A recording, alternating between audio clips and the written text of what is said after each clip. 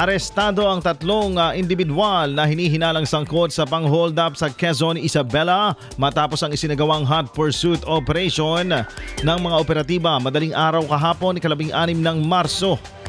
Batay sa ulat, naganap ang insidente sa Barangay Arellano, Quezon, Isabela kung saan nabiktima ng tatlong sospek ang dalawang menor de edad na sina alias Nixon, 14 na taong gulang at alias Jomel, 12 taong gulang habang sila ay nakaupo sa isang waiting shed. Kasama ang kanilang kaibigan na si alias Michael, 12 taong gulang.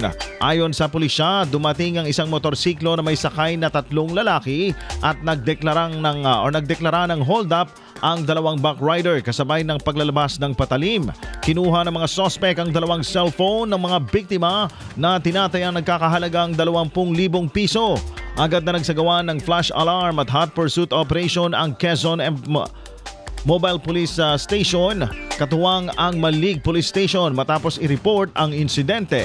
Sa pagtugis ng mga pulis, naabutan ng mga suspect sa bayan ng Roxas, Isabela matapos bumangga ang kanilang motorsiklo sa isang Hyundai van, bandang na naging dahilan ng kanilang pagka-aresto. Kinilala ang mga nahuli na sina alias Jimmy, 18 anyos, alias Ricky, 16 anyos at alias Ray na pawang mga residente ng Tabuk City. Samantala, pinuri naman ni Police Colonel Manuel Bringas ang mabilis na aksyon ng kapulisan upang madakip ang mga sangkot.